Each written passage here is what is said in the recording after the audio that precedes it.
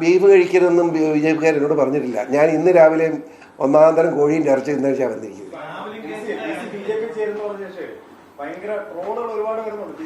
Troll എന്ത് ഊളന്മാരാണുള്ള ഈ രാജ്യത്ത്.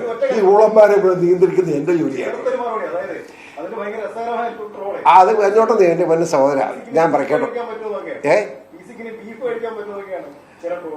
ബീഫ് കഴിക്കരുതെന്നും ബിജെപിക്കാർ എന്നോട് പറഞ്ഞിട്ടില്ല. ഞാൻ ഇന്ന് രാവിലെ ഒന്നാം തരം കോഴിയും ഇറച്ചി തിന്നഴിച്ചാൽ വന്നിരിക്കുന്നത്.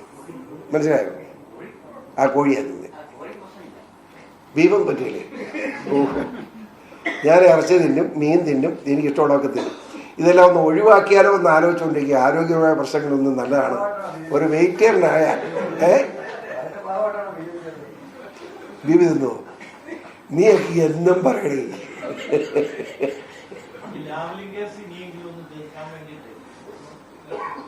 പ്രശ്നം അതല്ല. അത് ഇന്ന് 39ാമത്തെ അവധിയാ വരുന്നുണ്ട് ഹൈക്കോടതിയിൽ. ഇന്ന് അത് സുപ്രീം കോടതിയിൽ.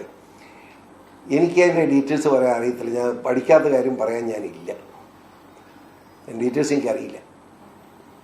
ഏതായാലും ആരാണ് അങ്ങനെ വക്കീലന്മാരെ അങ്ങോട്ട് കൊണ്ട് കേസ് മാറ്റി വെച്ച് പോലെ എന്നെ ചെയ്യുന്നത്. നീ വക്കീലന്മാരല്ലേ മാറ്റുന്നു?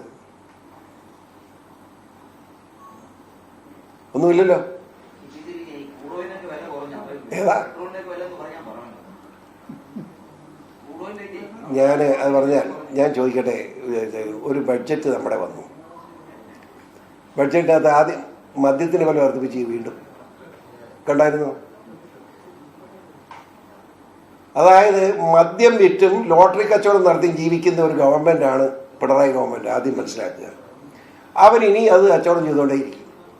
ലോട്ടറി കച്ചവടം അതല്ല നടത്തുന്നത്. ലോട്ടറി അടിച്ചാലും ആരും ഇന്നലെ ഈയിടെ ഒരു ലോട്ടറി കിട്ടി അന്നേരം ആത്മഹത്യ ചെയ്തെന്നാ കേട്ടെ. ഇവൻ്റെ ലോട്ടറിയും വേണ്ട, ഒന്നും വേണ്ട. ഒന്ന് ആലോചിച്ച് എന്തൊരു ഗതിയാണ്. അത് കേന്ദ്ര ഗവൺമെൻറ് ആ ലൈനിലാണോ നീങ്ങുന്നത്? തീർച്ചയായിട്ടും ആലോചിക്കും. സംശയം എന്താ? പെട്രോളിന് വില കുറയ്ക്കാതെ നമ്മുടെ സർക്കാർ കുറയ്ക്കണ്ടേ? ഈ 2 രൂപ സെസ് ഈ പിണറായി ഇട്ടതല്ലേ? എന്തിനാ പെട്രോളിന് 2 രൂപ സെസ് ഇട്ടത്? ഡീസലിനും എവിടെ പെൻഷൻ കൊടുക്കാത്ത എന്താ? അതാ എൻ്റെ ചോദ്യം. 2500 രൂപ ക്ഷേമ പെൻഷനാക്കുമെന്ന് പറഞ്ഞ് ഇലക്ഷൻ മാനിഫെസ്റ്റോയിൽ എഴുതി വെച്ചിട്ടുണ്ടല്ലോ. എത്ര കൊടുത്തു? ഇപ്പോൾ 1600. അതും കൊടുക്കുന്നില്ല. വർത്തമാനം പറയുക പെൻഷൻ കൊടുക്കുന്നു. കൊടുക്ക്. 2500 ആക്കുന്നു. 1600 2000 ആക്കാൻ പാടില്ലായിരുന്നു. ഏതെങ്കിലും ഒരു കാര്യം തെരഞ്ഞെടുപ്പ് പ്രകടനത്തിൽ പറഞ്ഞിട്ട് ചെയ്തിട്ടുണ്ടോ? ഇതെല്ലാം കാണിച്ചാൽ വോട്ട് പിടിച്ചത് ഇങ്ങോട്ട് കയറി വന്നേ. അതിനാ മറക്കുന്നു.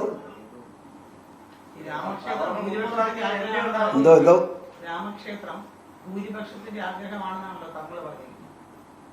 അത് സത്യമല്ലേ? രാമക്ഷേത്രം ഭൂരിപക്ഷത്തിന്റെ വിശ്വാസത്തിന്റെ ആണെന്ന് എന്നാ തെറ്റിയിരിക്കുന്നത്?